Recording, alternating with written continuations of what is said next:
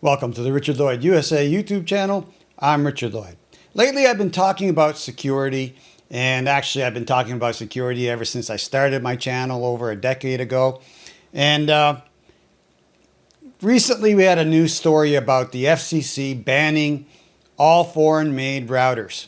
Now, that's pretty big headline news, but I'm not surprised by it because I've been ringing this bell on foreign-made routers, and I do air quotes because, primarily up until the last couple of years, the biggest supplier of those would have been China. Now it seemed to migrated to Vietnam, Taiwan, and other Asian countries. But regardless, all foreign-made routers to the United States are about to be banned. In other words, no more of them will be allowed to be brought into this country unless the FCC approves them. And if you're not on the approved list for the FCC, then it's not legal to sell your product in this country. So that's what's happening. You can see it here on my screen, March 23rd, 2026. This has already happened.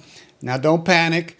All the routers you own, everything you bought up until this point, including everything that's in the store right now, and will be in the store probably till the end of this year, probably, and I'll tell you why here in a second, is still not under that ban. If it's currently in the country and it can be sold to you, it's fine, right?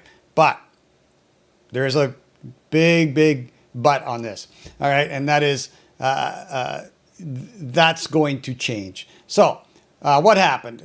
Effective immediately, the FCC stopped granting new authorizations for any home or small home router, basically any kind of router that you use at home. The result, no brand new models, foreign-made routers like latest Wi-Fi 7, Wi-Fi 8 units can legally be approved for sale in the U.S. from this date forward, which is, again, March 23rd, 2026. Now, there is actually two more deadlines in this whole thing. The next deadline, September 2026, that's an import ban. On September 2026 of this year, they're going to stop the importation of any of these routers, even if they were made 2 years ago, into the country. They're going to just stop. They're going to say, hey, you haven't got one of these older, foreign-made routers up until this point. Well, sorry, Best Buy, sorry, whoever, you're not allowed to import any of them. So sell what's on your shelves and sayonara to them, because unless they get approved by the FCC, they're not showing up. Now, who's included in that ban?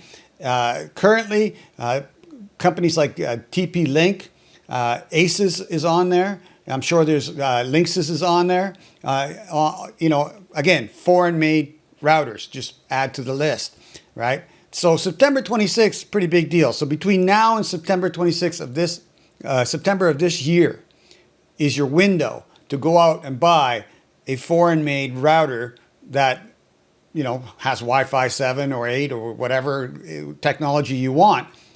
That's your window to buy it brand new. Now, on March 1st, 2027, that's when none of the routers, none, including the one that you could have bought on probably September 28th and installed at your house. By March 1st of 2027, that router company will not be allowed to send you any more firmware updates for that router.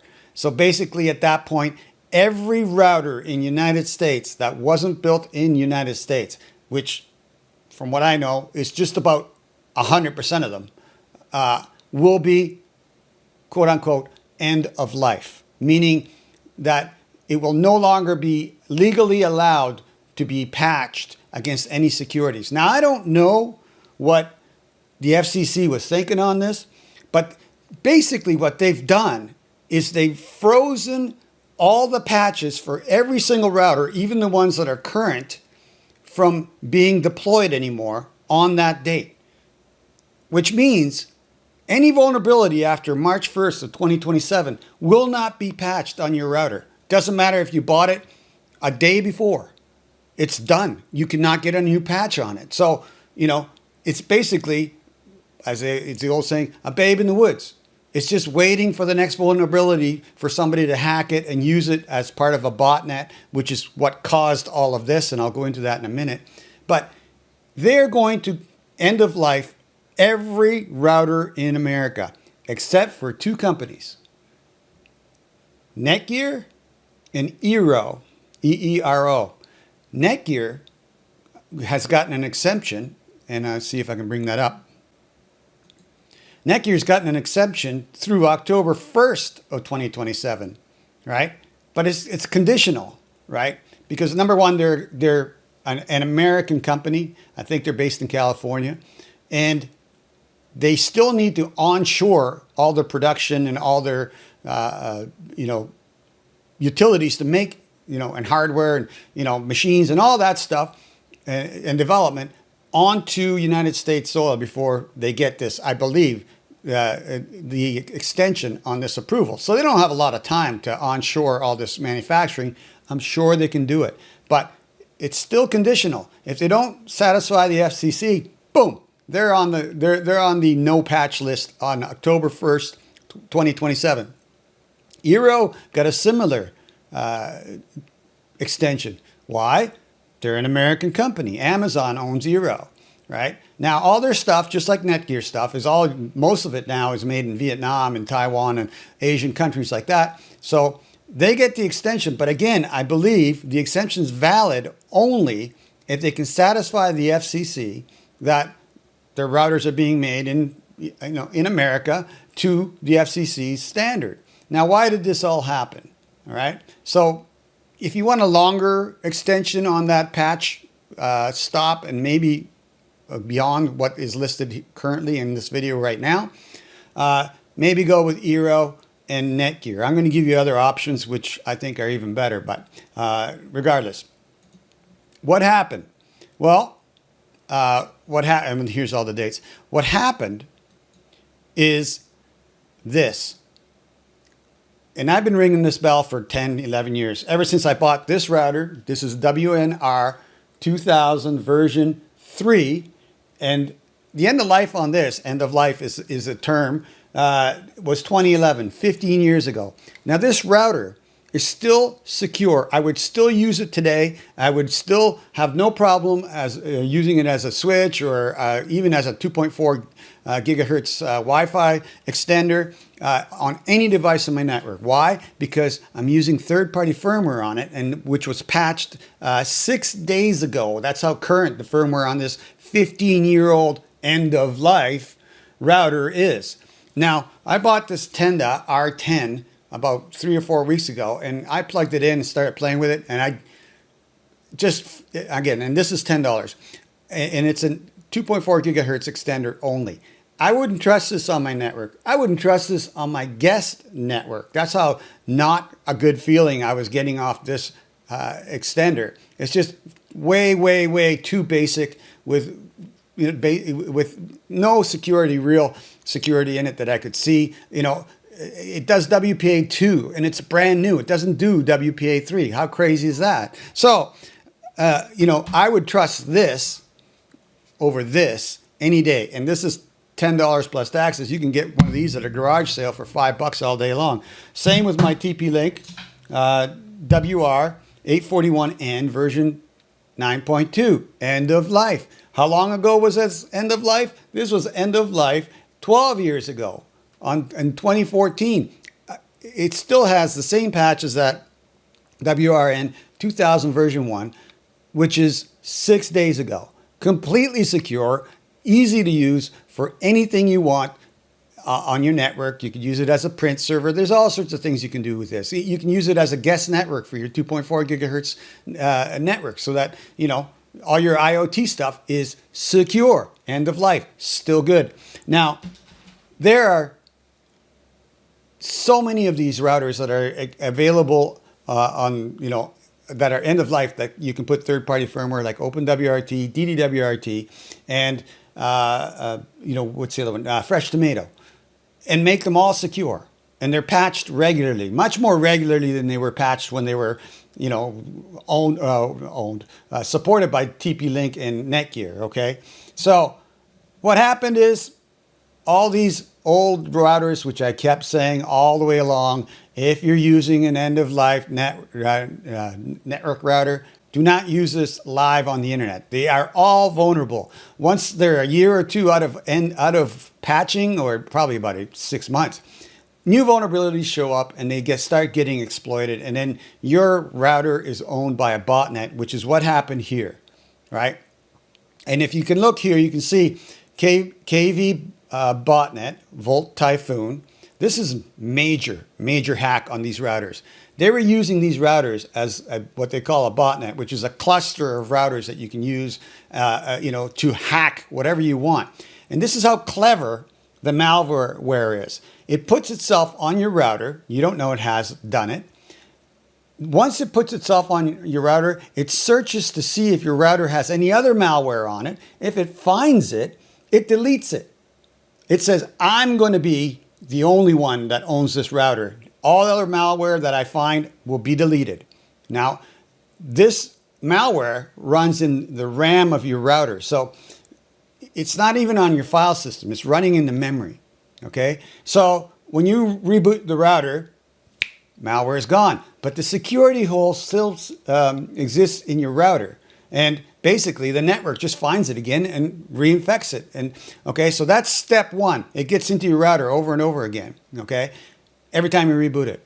And second thing it does, once it does infect your router, it creates a VPN tunnel from your router back to the home country, which is usually China.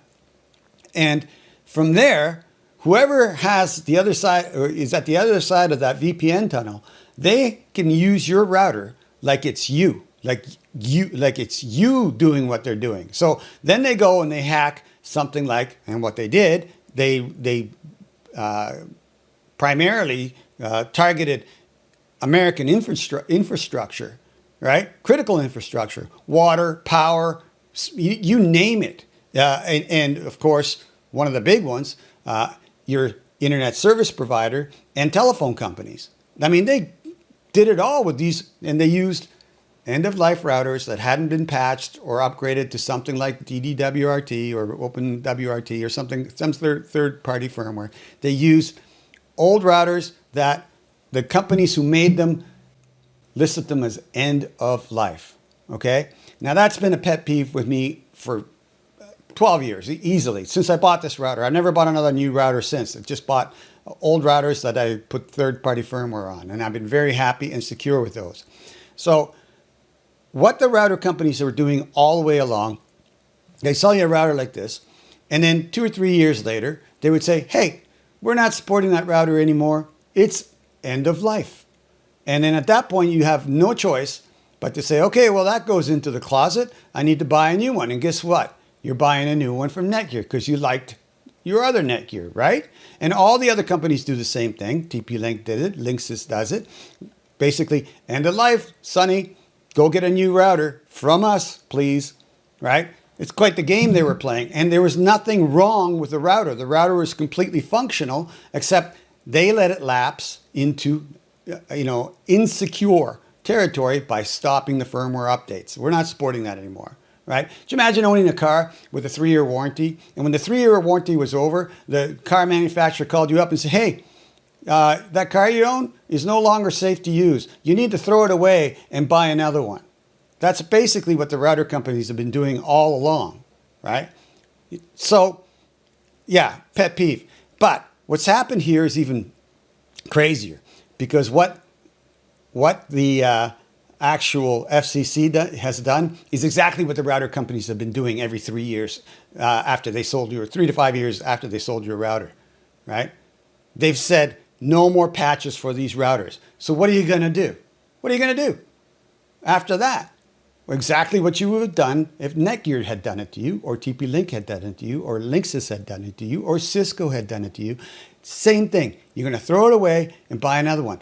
The unfortunate part is I don't know if they're going to have enough supply for you to do that. So you're stuck, right? Number one. Number two, you know that modem you have in your house that connects you to the internet? That's also considered a out-of-country, a foreign-made routing device. And it is. And there won't be any patches for those in the future either. So predict that in the future, all the ISPs like, Time Warner and all the others in this country will be calling you up and say, hey, we need to replace your router, and that's going to cost you. But where are they going to get them if they're not being built in America? I don't know. So there's another part of this, unintended consequences. Basically, what the FCC is going to do by forcing this situation, if there are no replacements for these routers, is creating more of the problem they were trying to get rid of than fixing the problem they're trying to get rid of, right? All the old routers are still allowed to be used. All the end of life old routers are still allowed to be used. So come, let's say, November of this year, and you can't buy a router anywhere, well, I'll just go buy one on eBay and plug it in. Off I go, right? I can buy a used one that works. Yeah, except that if it's not patched with a third-party firmware, it'll be vulnerable. They're actually creating, currently from what I can see in the future, a bigger problem than the one that they solved. By the way, on top of the KV botnet, compromising all these routers and getting into the infrastructure and all that, when they got into the ISPs and the routers in these companies with enterprise routers like Cisco stuff, there's something called, let me bring it up, right here, CALEA, right? Which is the federal government's lawful and mandated wiretapping service or software or infrastructure that's put into every telephone company, into every ISP, and every VoIP company has it as well as other companies. Some access points have this in it. It is a legal wiretap that allows the FBI to monitor any communication coming out of that ISP or your cell phone provider or your telephone company, all of that, okay? Not that isn't scary enough, but these bots actually compromise that system. So they were able to get into the wiretapping infrastructure, of America's wiretapping infrastructure, and listen to phone calls and basically intercept any data they wanted that the FBI could legally do. They did it illegally with the same equipment, the same system. Holy cow. They could have been listening to the president's phone calls. I doubt the FBI has the authority to actually do that, but they could have been listening to some very high-level phone conversations, and they were offshore. They're not even in this country. They're people in China, they're people in Asia, they're people in Russia. Who knows where they were, right? So this is how crazy all this has gotten, right? What is my point on all of this? Okay, my point is, look, if you're going to buy a router between now and what was the date on the September, which is when basically they're going to say, okay, no more's coming into the country. So probably by December, Christmas time, all the routers made in a foreign country will have been sold off the shelves. If you're going to do that, try and make it a router that you can put OpenWRT on, or DD-WRT on, or Fresh Tomato on, okay?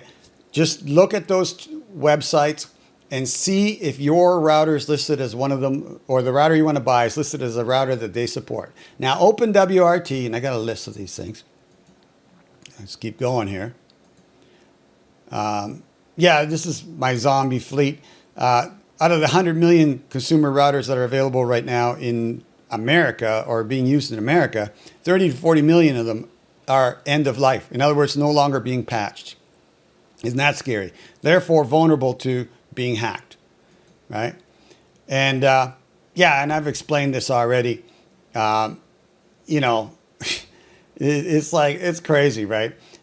So basically, the FCC is doing to all of us what all the router companies have been doing all along, which is, your device is end of life. You need a new one, right? And I never thought that was fair in the first place. That's why I've been using third-party firmware. Now, OpenWRT supports 2,500 different routers of different architectures plus. DD-WRT 1200 plus, and Fresh Tomato 150 plus, right? Now there's overlap in all of those, of course. And so the most, comprehensive would be OpenWRT. I like OpenWRT. I've leaned more towards DD-WRT because it's more user friendly. It's simpler to set up. But OpenWRT is just kicking butt. It is. They're making some great firmware for some great routers, including Wi-Fi 7 routers and beyond. I mean, I think they've even made their own router, which is, like I said, all open source third-party firmware that is patched regularly and secure.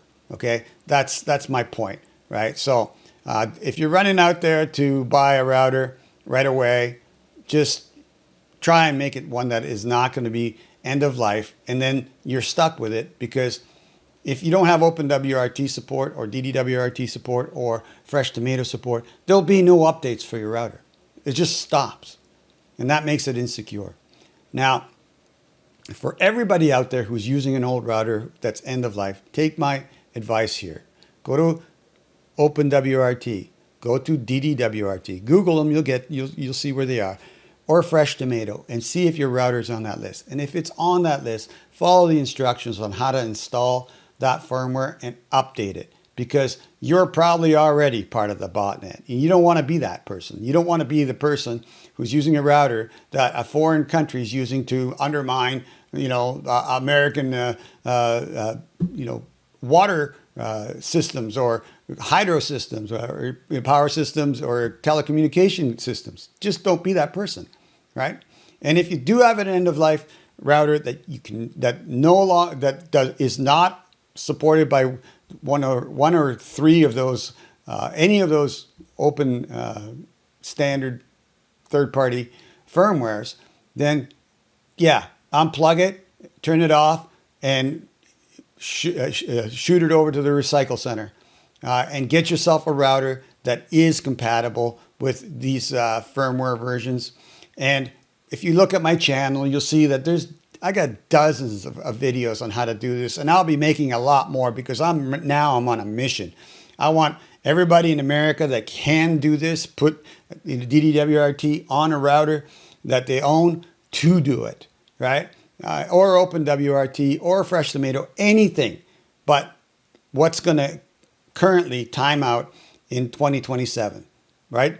Every router in America will be end of life if this does not change by that date, which was, let's see what date it was. Here we go. It was March 1st, 2027. So the clock is ticking, right? That's a patch ban, which is basically, now your router is just a ticking time bomb, right? So take my advice. Look at your router, see if it's on those lists. If it's not, well, keep using it until the patch ban hits. And then at that point, go get yourself a third-party firmware capable router, or something that is not on the ban list anymore. I'm sure this is going to change as it goes, right? So, again, I've always been security focused, and as you've seen my last couple of videos, that is. But my primary security device is one of these, an old router with DD-WRT in it. And boy, I've been very, very happy with them. They've been secure. No one's ever hacked me. It's actually very hard to do, as far as I know. And if you patch them regularly, like 6 days ago, I patched my router, and super fast, super reliable, and you get to a lot more options on what you can do on your router than you do with the stock firmware. And it's open source, so there's nothing being hidden in the code or in the background. All right. Another caveat on all of this is, I would call your ISP. I'm going to, and ask them what are they going to do with your modem, right? Because here's the thing: if your modem becomes compromised by a foreign actor, right, then it can act as a man in the middle. So somebody who can hack your modem can do exactly what the FBI does at the ISP. They can become the man in the middle, and they can look at all at everything flowing through that modem and pick and choose what they want, right? And if your passwords are being sent unencrypted, which rarely happens, they can, get on that, right? But they can also see a lot of data flowing across because not all your data is encrypted, right? So regardless, that's another story, right? But, that's my take on the FCC ban. And my bottom line, I think it's what going to be the title of this video, is the router companies have been banning your router for the last, since they started building routers, they've been banning your router, right? Every 2 or 3 years. So this is nothing new. This is just the FCC doing exactly what the router companies have been doing all along. They have a good reason for it. It's national security and infrastructure protection for sure. I don't blame them one bit. And if people had been patching these routers, like I've said, to patch them with these third-party firmwares, there would be a lot less bots out there in the world. But regardless, one of the statistics that is valid is that only 30% of people in America actually own their routers. The other 70% are using ISP provided routers. So they're kind of stuck, right? Those routers are, if they become vulnerable because they're not getting patches anymore, it's up to the ISP, and I don't know how that's going to go down. But regardless, if you do have one of those, buy your own router and send that one back. You're probably renting it anyway, and it's probably not going to be anywhere near as good as the one you buy, as long as you get one that's capable of third-party firmware. In my opinion, that is your best defense currently. That's it for my advice on this, my rant. Not really a rant, but it's advice, and I think it's good advice. If you liked my video and it helped you out in some way, do me a huge favor. Give me a thumbs up here at the bottom. That helps my channel. That also helps YouTube to recommend this to other people because, hey, if you liked it, somebody else will probably like it. So do that for me. On top of that, if you like my content, want to see more, subscribe to my channel. As part of that process, hit the bell icon, then you'll be notified every time I put up a new video, and then you can watch it at your own leisure. Once again, and like always, take care of yourself, take care of others, stay healthy, stay safe, and we'll see you on the next video.